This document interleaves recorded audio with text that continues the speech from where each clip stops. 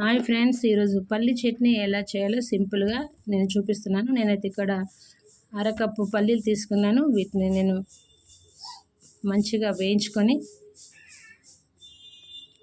ఇది వేగుతుండగానే నేను పక్కనైతే టమాటా పచ్చిమిరపకాయలు అయితే ఉడికించుకోవడానికి నేను పక్కన పెట్టుకుంటున్నాను ఫ్రెండ్స్.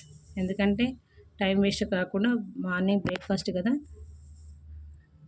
అయితే నేను టమాటాలు 2, 5 వెల్లుల్లి రెబ్బలు, 10 పచ్చిమిర్చి అయితే తీసుకున్నాను. వీటిని నేనైతే కట్ చేసుకొని కడాయిలో వేసుకొని నేను మగ్గిస్తున్నాను ఫ్రెండ్స్. నేను ఇక్కడ కడాయిలో కొద్దిగా ఉప్పు, 1 స్పూను ఆయిల్ అయితే వేసుకుంటున్నాను. నేను దీన్ని తాలింపు వేయాలనుకుంటాను కనుక నేనైతే ఉప్పు ఆయిల్ వేసి మగ్గిస్తున్నాను.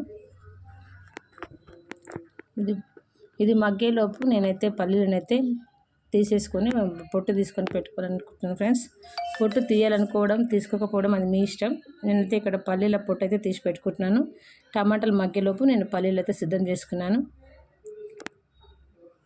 ఇవి చల్లగా అయిన తర్వాత మనము మిక్సీలో వేసుకోవాలి. ఈలోపు నేను తాలింపు వేస్తున్నాను.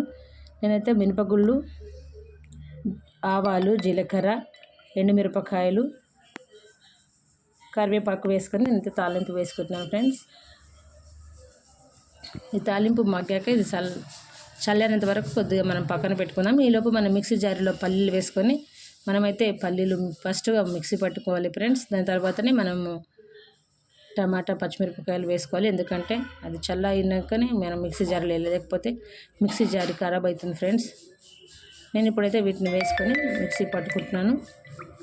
మీకు మెత్తగా కావాలనుకుంటే మెత్తగా, లేదు మామూలుగా ఉండాలి బర్గ్ అనుకుంటే మీ ఇష్టం ఫ్రెండ్స్. నేనైతే ఇక్కడ మెత్తగానే తీసుకుంటున్నాను. మెత్తగా గ్రైండ్ చేసి తాలింపు వేసుకుంటున్నాను. Simple friends. ఓకే ఫ్రెండ్స్, సింపుల్గా టేస్టీగా పల్లీ చట్నీ.